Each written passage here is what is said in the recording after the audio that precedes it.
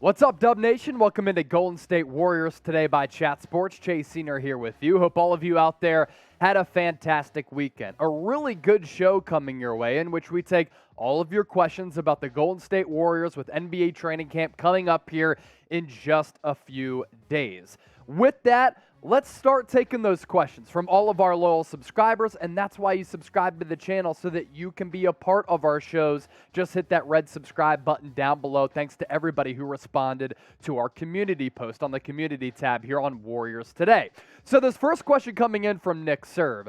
Do you see the Warriors using the 15th roster spot for a guy like McClung, maybe even Ben McLemore if they finally use it? And I would say among those two players, the person who has the inside track would be McClung, and the player that I want the most on this roster is McClung. You know who Ben McLemore is. Worked out with the Golden State Warriors as we covered back a couple of weeks ago. But honestly, we know what McLemore is. And I think that we know which type of player McClung can become. Didn't mean to rhyme there, but it certainly worked out well. I want the younger player who you can mold, who you can build with, who you can develop as well in this player development program for the Golden State Warriors. And in the NBA Summer League, after he came over from the Los Angeles Lakers, I like this playmaking ability. I like, despite his lack of size, how he can get crafty and finish around the rim. This guy has always been an exceptional athlete. Even in the two-man game, I was pretty impressed with his passing ability. Three-point shot, pretty solid, could get a little bit better. But as a backup, maybe even a third-string point guard, which is probably what he is, the latter, I like McClung over Ben McLemore. How about this one coming in from Dr. Fred? Do we see the Warriors getting Domantas Sabonis? Well, you never know with the Sacramento Kings. This is an organization that's been a dumpster fire for a really long time. Haven't made the playoffs since the early 2000s. Shout out to Tim Donaghy. And this is a franchise that's always in utter dysfunction. Now, it surprised me a little bit how they traded away Tyrese Haliburton, a player rarely who actually wanted to play in Sacramento, and they got back Sabonis. I'd rather have the younger player in Tyrese Haliburton as compared to the veteran in Sabonis. It's not a knock on Sabonis. I just rather build my team in a rebuilding situation with the younger guy in Haliburton over Sabonis. But very good player, 19 points per game, 12 rebounds last year. He can shoot the three. These numbers a little bit down as compared to what he usually brings to the table with letting it fly from beyond the arc. An efficient player too, and I really like his game.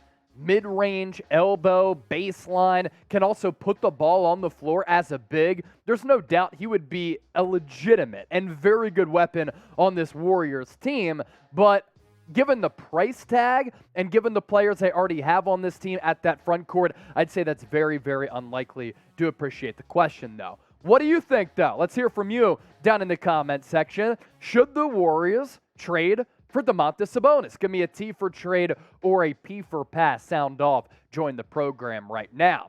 As for the homie Chua Lore, what is the Warriors' weakness? I'd say front court at that center spot. Look, Kevon Looney has been the ultimate glue guy, and this isn't disrespectful to Kevon Looney. This guy has been everything that the Warriors had envisioned and more. But behind him, question marks around James Wiseman. And with James Wiseman, it's that health. So I'd say the front court situation, a little bit of a weakness for the Warriors. Everywhere else, though, this basketball team seems to be set up very, very nicely with a good semblance of talent at basically every single position. But if Looney were to go down and or James Wiseman, who are you turning to at that 5 spot? That's where the questions certainly lie. Make sure you subscribe to us here on Warriors Today all year round. We're giving you the best, most interactive, most informative Warriors coverage out there. News, rumors, analysis, mailbags like this. Who else is doing a mailbag taking questions from the great fans of Dub Nation? YouTube.com/WarriorsTV, or even easier, just hit that red sub button down below.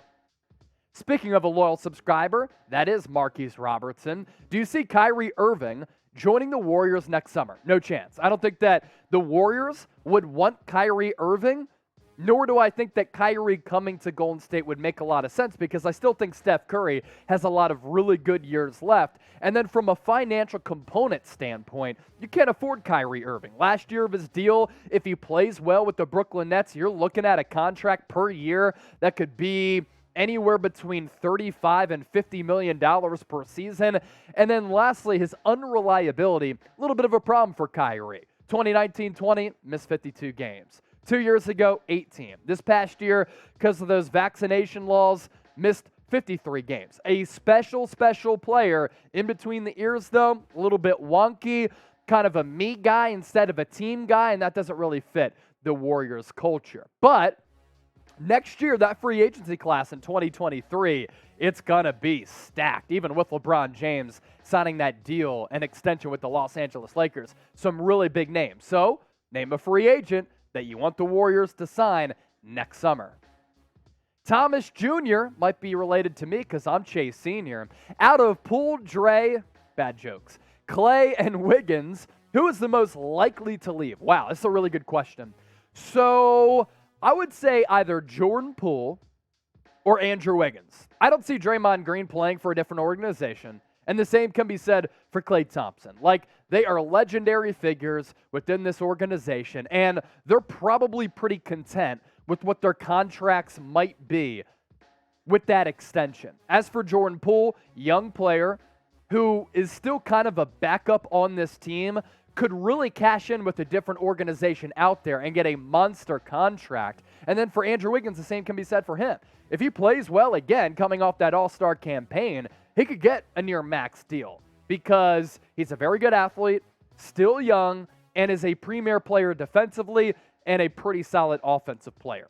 What do you think, though? Once again, you ask me questions. Now, I got to ask you one. Who leaves? Andrew Wiggins, Klay Thompson, Jordan Poole, Draymond Green. Chime in down in the comment section. Slalom Snow.